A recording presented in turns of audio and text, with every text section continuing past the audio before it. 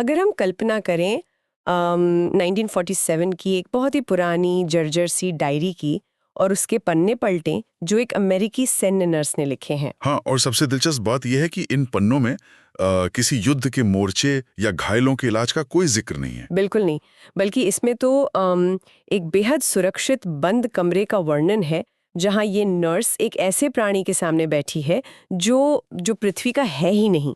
सही बात है। और वो उससे बात भी कर रही है, लेकिन बिना कोई आवाज किए। है ना हैरानी की बात। तो आज के इस गहन अध्ययन में हम किसी आम ऐतिहासिक घटना पर चर्चा नहीं कर रहे हैं। हम एक ऐसे दस्तावेज के पन्ने खोलने जा रहे हैं जो हमारी पूरी वास्तविकता को बदल सकता है। बिल्कुल, और ये एक ऐसा विषय है जो देखिए दशकों से रहस्य और अनगिनत विवादों में घिरा रहा है। हम आज alien interview deluxe study limited edition के पहले अध्याय पर बात करेंगे, जो एक अनोखी खोज के नाम से है और जिसे लॉरेंस आर स्पेंसर ने संपादित किया है। हाँ, और ये दस्तावेज 1947 के रॉसवेल क्रैश की उस कहानी को सामने लाता है जो आधिकारिक फाइलों में तो कभी दर्ज ही नहीं हुई। पर देखिए आगे बढ़ने से पहले ना मैं एक बात बहुत स्पष्ट कर देना चाहती हूँ। हमारा लक्ष्य यहाँ बैठकर ये साबित करना बिल्कुल नहीं है कि उड़न तश्तरियां सच में होती हैं या एलियंस ने सच में पृथ्वी का दौरा किया था। सही कहा। जो लोग रोजवेल की घटना के बारे में थोड़ा भी जानते हैं, उन्हें इन दावों का पहले से ही अंदाजा है। हाँ, तो हमारा मिशन बस उन दस्तावेजों का निष्पक्ष विश्लेषण करना है जो आधी सदी से ज्यादा समय तक मतलब कहीं छिपे रहे। हमें बस ये समझना है कि इन नोट्स के अंदर आखिर ऐसा क्या लिखा है जो इंसान की ब्रह्मांड के प्रति समझ को इतनी बड़ी चुनौती देता है। और ये नजरिया अपनाना बहुत जरूरी भी है आज के इस अत्यधिक जानकारी वाले दौर में, जहां हर दिन कोई नया दावा सामने आता है। तो अक्सर हमारी पहली प्रतिक्रिया क्या होती है? या तो हम आग बन करके विश्वास कर लेते हैं या पूरी तरह से खारिज कर देते हैं। वही तो। लेकिन असली आलोचनात्मक सोच यानी क्रिटिकल थिंकिंग वो है जहां हम अपनी मान्यताओं को किनारे रखकर केवल प्रस्तुत जानकारी का विश्लेषण करें। हमें ये देखना होगा कि ये कहानी अपने आप में कितनी सुसंगत है।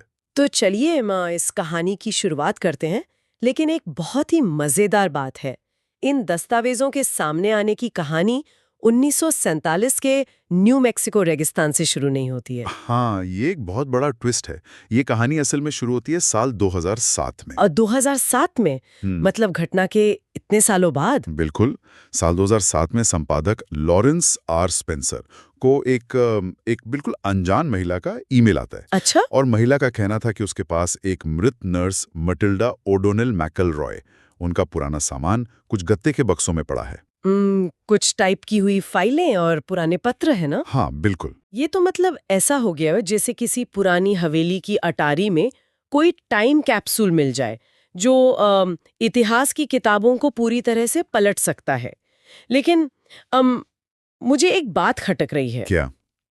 कोई भी गंभीर शोधकर्ता किसी अनजान ईमेल और कबाड़ में मिले पुराने बक्सों पर इस तरह से भरोसा ही क्यों करेगा? ये एक बहुत ही जायद सवाल है और सामान्य स्थिति में इसे संदेह पैदा करने वाली बात ही माना जाएगा।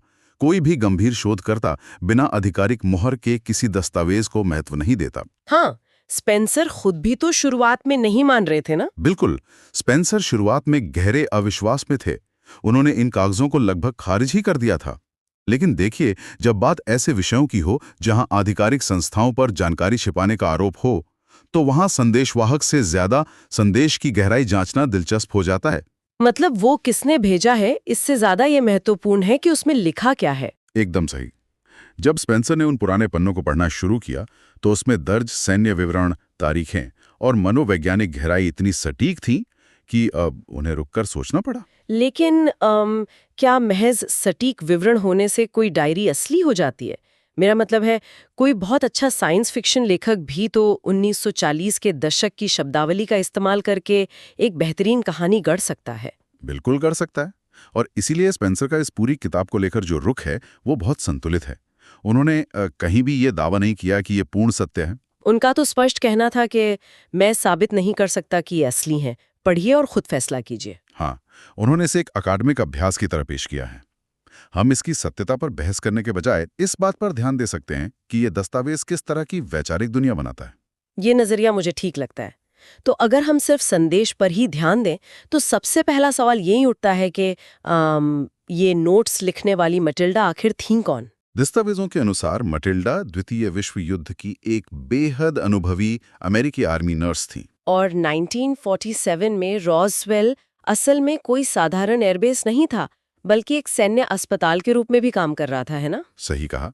और जब वो रहस्यमयी क्रैश हुआ तो उसके तुरंत बाद मटिल्डा को एक बहुत ही विशेष ड्यूटी दी गई, जिसका कोड नेम था ऑपरेशन हॉस्पिटल स्काइज। रुकिए, मुझे यहाँ थोड़ा रोकना पड़ेगा, क्योंकि ये बात मुझे तार्किक रूप से बिल्कुल हजम नहीं हो रही। क्यों? क्या हुआ? अगर आसमान से कोई रहस्यमयी अंतरिक्षयान क्रैश होता है, तो सेना का पहला कदम क्या होगा? वो किसी शीर्ष वैज्ञानिक, किसी इंजीनियर या हथियारों के विशेषज्ञ को वहां भेजेंगे ना, एक नर्स को क्यों? सुनने में अजीब लगता है, मैं मानता हूँ। मतलब ये तो बिल्कुल ऐसा हो गया है जैसे आपकी कार का इंजन बीच सड़क पर खराब हो जाए और आप मैकेनिक की जगह किसी डॉक्टर को बुला लें। ये फैसला बहुत बेतुका लगता है। ये बेतुका लग सकता है, लेकिन अगर हम 1947 की सैन्य मानसिकता को समझें तो ये निर्णय एक बहुत ही गहरी बात बताता है। ये दिखाता है कि अमेरिकी सेना उस वक्त पूरी तरह से अनजान और अप्रस्तुत थी। अप्रस्तुत मतलब वो तैयार नहीं थे? बिल्कुल नहीं। जब सेना को वो मलबा मिला तो हो सकता है उनकी पहली प्रतिक्रिया उसे किसी मशीन के रूप में देखने की रही ही ना हो। शायद वहां जो भी था वो धातु या तारों से बनी कोई मशीन ना होकर कुछ ऐसा था जिसे सेना ने एक जैविक खतरे के रूप में देखा। जैविक खतरा? ओहो, मतलब वो किसी उड़न तश्तरी की रिवर्स इंजीनियरिंग नहीं कर रहे थे, बल्कि किसी तरह के संक्रमण या वायरस से डर रहे थे। ठीक यही बात है। सोचिए, द्वितीय विश्व युद्ध के बाद का समय था। सेना हथियारों को समझती थी, लेकिन अगर उनके सामने कोई अज्ञात जैविक चीज आ जाए तो उनकी पहली वृत्ति उसे एक मेडिकल इमरजेंसी मानने की होगी। इसीलिए उस ऑपरेशन का नाम ऑपरेशन हॉस्पिटल स्काइज रखा गया। हाँ, ये नाम ही संकेत देता है कि सेना ने इसे एक अस्पताल की निगरानी वाली स्थिति माना। इसलिए एक अनुभवी नर्स को भेजना ये साबित करता है कि वो एक मेडिकल संकट से निपटने की कोशिश कर रहे थे। वाह, ये स्पष्टीकरण तो इस पूरी घटना को देखने का नजरिया ही बदल देता है। इसका मतलब है कि मटिल्डा वहां एक शोधकर्ता के रूप में नहीं, बल्कि एक केयरटेकर के रूप में गई थी। बिल्कुल। और यहीं पर दस्तावेजों का सबसे हैरान करने वाला हिस्सा शुरू होता है।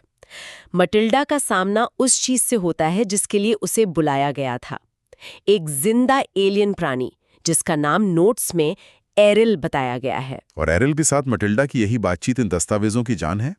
मटिल्डा ने उससे सिर्फ कुछ मिनटों के लिए नहीं, बल्कि कई दिनों तक बातचीत की। कई दिनों तक? हाँ, और इस बातचीत में उस प्राणी के जीवन, उसकी सभ्यता और ब्रह्मांड के रहस्यों पर लंबी चर्चाएं हुई। लेकिन यहीं पर मेरे दिमाग में एक और बहुत बड़ा सवाल खड़ा होता है।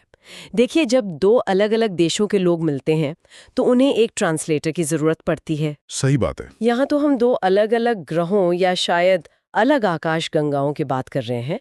बिना किसी डिक्शनरी या यूनिवर्सल ट्रांसलेटर के ये बातचीत आखिर संभव कैसे हुई? यही तो इस किताब का सबसे दिलचस्प हिस्सा है। दस्तावेज बताते हैं कि उनके बीच संचार का तरीका कोई बोली जाने वाली भाषा थी ही नहीं। तो फिर क्या था? ये टेलीपैथिक संचार था, यानी बिना होंठ हिलाए, बिना कोई आवाज निकाले, मन से मन में विचारों का सीधा प्रवाह। टेलीपैथी, ये सुनते ही दिमाग में किसी साइंस फिक्शन फिल्म का दृश्य आ जाता है, जहां दिमाग में किसी और की आवाज गूंजने लगती है। क्या सच में ये इतना सरल था? क्या मटिल्डा को अंग्रेजी में आवाजें सुनाई दे रही थीं? नहीं नहीं, और यही इसे समझने का सबसे महत्वपूर्ण बिंदु है। ये संचार भाषाई नहीं था। एरियल अंग्रेजी नहीं बोल रहा था और मटिल्डा के दिमाग में अंग्रेजी के शब्द नहीं गूंज रहे थे। तो फिर वो समझ कैसे रही थी?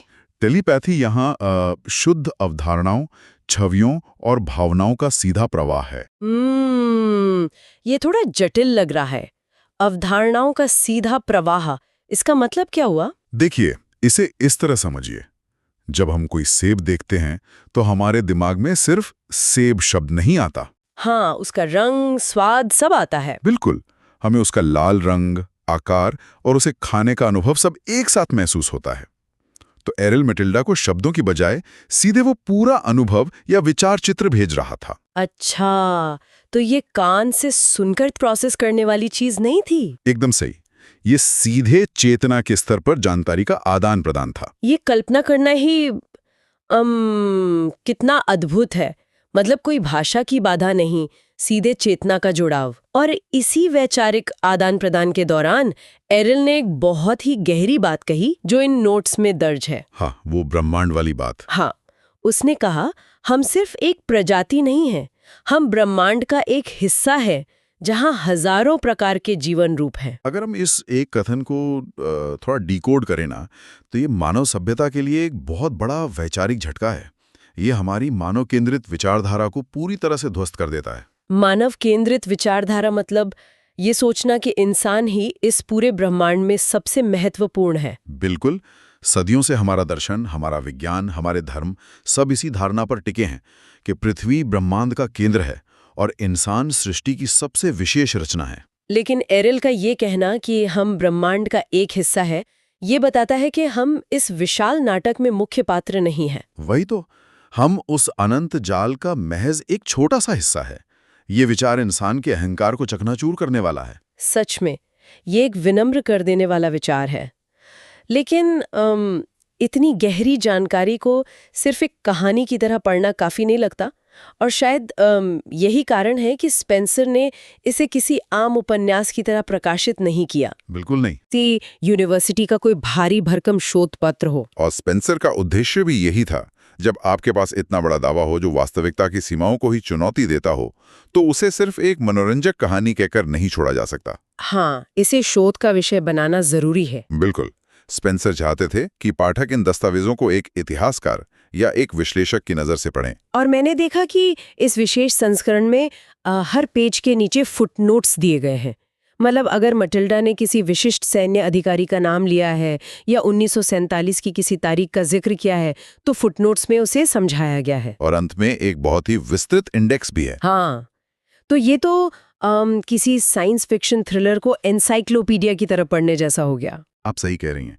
और इन फुटनोट्स की अहमियत बहुत ज्यादा है। देखिए, जब कोई व्यक्ति किसी ऐसी अकल्पनीय घटना के बारे में पढ़ता है जैसे टेलीपैथी या एलियन, तो उसका दिमाग तुरंत उसे खारिज करने का बहाना ढूंढता है। हाँ, इंसान का दिमाग ऐसे ही काम करता है। लेकिन ये फुटनोट्स उस अकल्पनीय दावे को जमीन से, यानी वास्तविक ऐतिहासिक तथ्यों से जोड़े रखने का काम करते हैं। अगर मटिल्डा किसी ऐसी सैन्य प्रक्रिया का वर्णन कर रही है जो उस समय केवल उच्चाधिकारियों को पता थी, और फुटनोट्स उसकी पुष्टि करते हैं, बिल्कुल, तो पाठक के लिए उस दस्तावेज को पूरी तरह से मनगढ़ंत कहकर टालना मुश्किल हो जाता है। ये क्रॉस रेफरेंसिंग ही इस किताब को एक गंभीर अध्ययन सामग्री बनाती है। और ये अध्ययन केवल मटिल्डा और एरियल की बातचीत तक ही सीमित नहीं है। इन नोट्स में आगे की घटनाओं का भी जिक्र है जो और भी ज्यादा चौंकाने वाली है। हाँ, वो कवर अप वाली बात। बिल्कुल। मटिल्डा ने अपनी डायरी में बताया है कि कैसे सेना ने इस पूरी घटना को छिपाने की कोशिश की। उन्होंने दुनिया के सामने ये कहानी पेश कर दी कि रॉसवेल में जो क्रैश हुआ था वो कोई रहस्यमय यान नहीं, बल्कि महज एक मौसम का गुब्बारा था।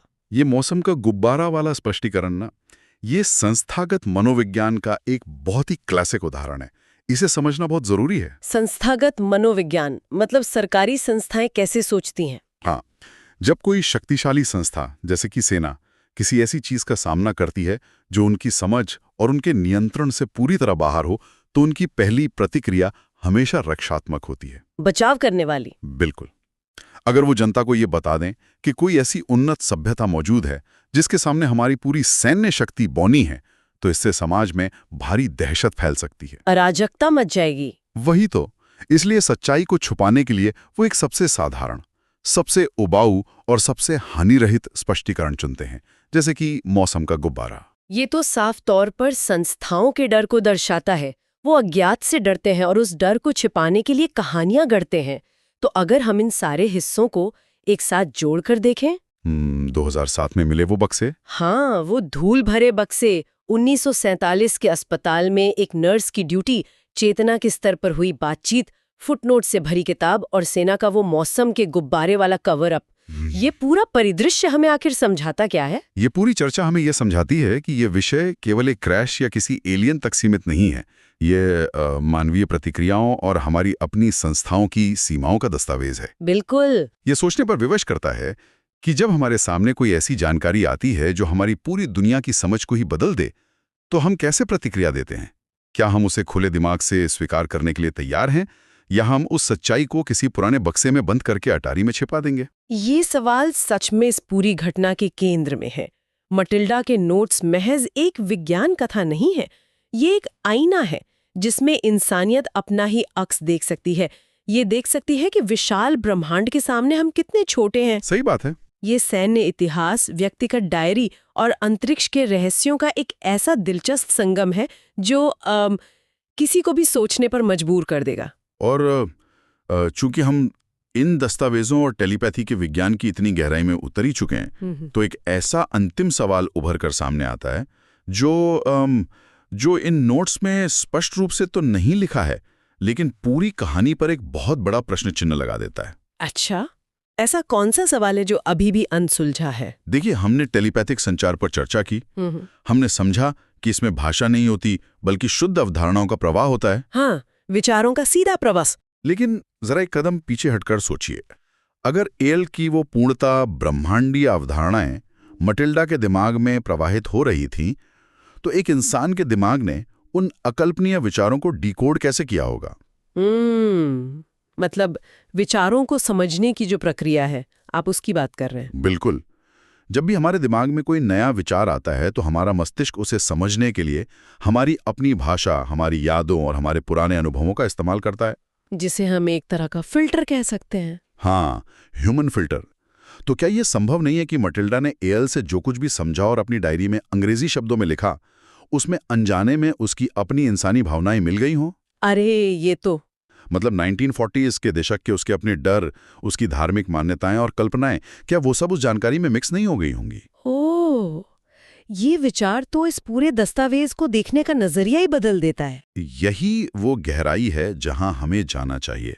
सवाल यह है कि क्या कोई इंसानी दिमाग बिना अपनी इंसानी धारणाओं का चश्मा लगाए एक पूर्णतः विदेशी सोच को कभी शुद्ध रूप में समझ भी सकता है? या फिर हम उस एलियन के विचारों का केवल वो ही हिस्सा समझ पाए जो हमारे मानवीय सांचे में फिट बैठ सकता था? एकदम सही। ये एक ऐसा विचार है जो सच में किसी के भी दिमाग को झकझोर कर रख दे।